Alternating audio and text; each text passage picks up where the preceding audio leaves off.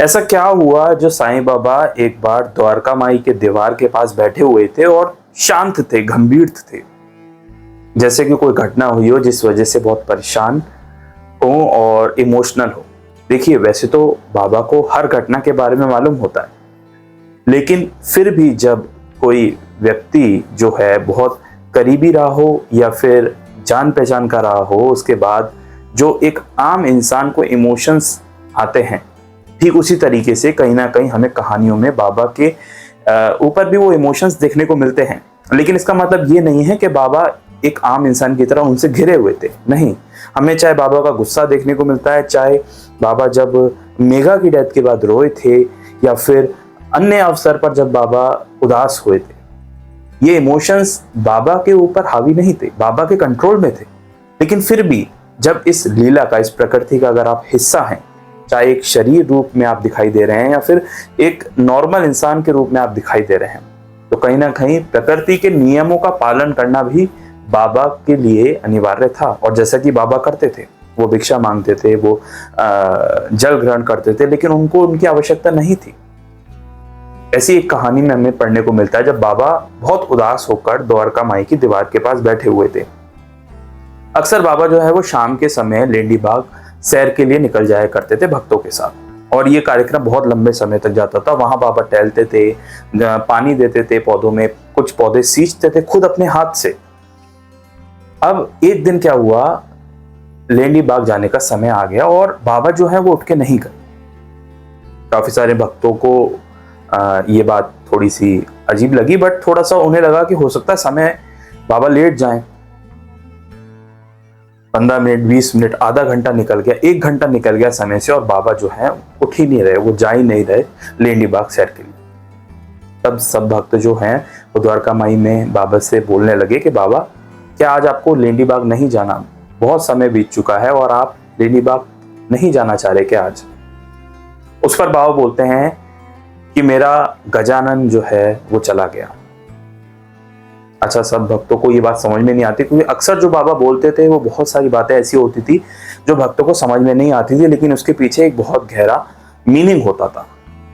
जब भक्तों ने ये बात सुनी, कुछ देर तो उन्हें समझ में नहीं आई।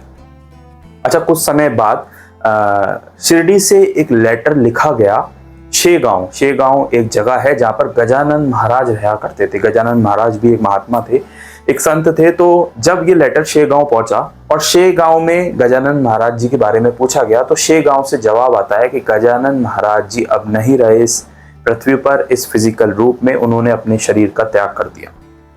और उस लेटर में समय और स्थान लिखा गया।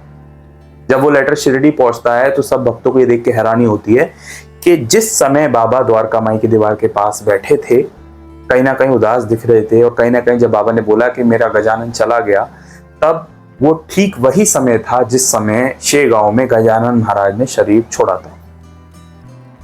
ये बात शिरडी वासियों को समझाती है और हम सबको समझाती है कि बाबा की सर्वज्ञता, और सर्वज्ञता से भी ज्यादा सब संतों महात्माओं का सम्मान जो बाबा के हृदय में था। चाहे वो किसी भी धर्म का संत हो, महात्मा हो, फकीर हो, पीर हो, किसी भी धर्म का व्यक्ति जब बाबा से जुड़ा हुआ होता है तो उस व्यक्ति को बाबा समान अधिकार देते हैं। बाबा को ये बातें तो पहले से ही मालूम थी, लेकिन फिर भी इस प्रकृति के रूप में जब बाबा सामने बैठे थे तो उन्होंने इस प्रकृति के नियमों का आदर किया, उनका पालन किया। और हर संत का, जो भी संत बाबा से मिलने आया, जिस भी संत के पास कोई भी भक्त मिलने गया, तो उस संत के हृदय में भी बाबा के प्रति उतना ही सम्मान था जितना सम्मान बाबा के हृदय में था। बाबा का ये बोलना कि मेरा गजानन चला गया, ये दर्शाता है कि किस तरीके से जितने भी संत आपको इस दुनिया में दिखते हैं, वो भले ही आपको फिजिकल रूप में अलग दिखें, वो होते इंटरकनेक्टेड, आपस में जुड़े हुए ही होते हैं। और ये बात बाबा ने भी कही है। कितने सारे संत आपको दिखते हैं, वो सब संत एक जुड़े हुए होते हैं, वो एक साथ ही होते हैं। वो इस सृष्टि में अलग अलग जगह पर अपना अलग अलग काम कर रहे होते हैं, लेकिन उसके बाद भी उनका एक ही उद्देश्य होता है, वो होता है ईश्वर की भक्ति की ओर सब लोगों को अग्रसर करना और उनको एक डायरेक्शन देना। वहीं कुछ संत जो होते हैं वो हिमालय में तपस्या करते हैं, कुछ जो होते हैं वो लोगों के बीच रहकर उनको गाइडेंस देते हैं। बाबा की सर्वज्ञता तो कई सारी कहानियों से हमें देखने को मिलती है, जिसमें कई सारी प्रॉब्लम जो है बाबा ने भक्तों की सॉल्व की, उनको बताई, लेकिन ये कहानी खास इसलिए है क्योंकि यहाँ पर एक दूसरे संत के प्रति बाबा के दिल में कितना सम्मान और आदर था ये बताता है। और ये कहीं ना कहीं हमें भी इंडिकेशन देता है कि अगर आप किसी एक गुरु के, संत के फॉलोअर हो, उनको मानते हो, उन पर विश्वास करते हो, तो कभी भी किसी दूसरे संत, महात्मा, सदगुरु, भले ही वो आपके ही गुरु के खिलाफ क्यों ना बोले या फिर कुछ भी गलत बोले, लेकिन आपको सम्मान जरूर करना चाहिए।